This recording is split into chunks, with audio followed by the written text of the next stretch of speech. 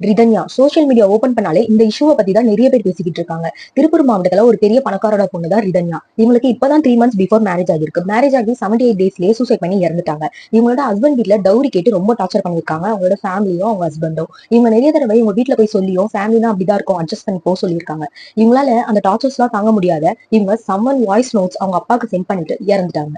அந்த voice notes கேட்கும் போதே அவ்வளவு கஷ்டமா இருந்துச்சு. அந்த வாய்ஸ்ல அவ்வளவு பெயின் இருந்துச்சு. இதுக்கெல்லாம் காரணம் யாருன்னு நினைக்கிறீங்க? ஒரு பொண்ணு கஷ்டப்பட்டு படிச்சு வளர்ந்து லைஃப்ல ஏதாச்சும் சாதிக்கணும்னு நினைக்கிற நேரத்துல பொண்ணுக்கு வயசாயிடுச்சு, பொண்ணுக்கு இன்னும் மேரேஜ் பண்ணலையா, சீக்கிரமா மேரேஜ் பண்ணி வைங்கன்னு சொல்லிட்டு அந்த குடும்பம் நல்ல குடும்பமா கெட்ட குடும்பமான்னு சொல்லிட்டு எதை பத்தியும் யோசிக்காம பணம் கேட்கறாங்களா, அந்த பணத்தை அவங்க கிட்ட குடிச்சு எப்படியாச்சும் பொண்ணை தள்ளி விட்டுடலான்னு இருக்காங்க. இந்த மாதிரி சொசைட்டி கொடுக்குற ப்ரெஷர்னாலே நிறைய கேர்ள்ஸோட லைஃப் ஸ்பாயில் ஆகிட்டு இருக்குன்னே சொல்லலாம். நல்ல பெரிய ஃபேமிலியா இருக்கா, நல்ல வீடு இருக்கா, நல்ல கார் இருக்கான்னு சொல்லிட்டு இவ்வளவு விஷயத்த பாக்குறவங்க பொண்ணுக்கு நிஜமாவே அந்த பையனை பிடிச்சிருக்கா, 2 பேருக்கு செட் ஆகுமான்னு பாக்குறது கிடையாது. So finally what is my கருத்துனா, ரிதன்யா சூசைட் பண்ணல, இந்த சொசைட்டி ப்ரெஷர் கொடுத்து கொண்டுட்டாங்கன்னு தான் சொல்லணும்.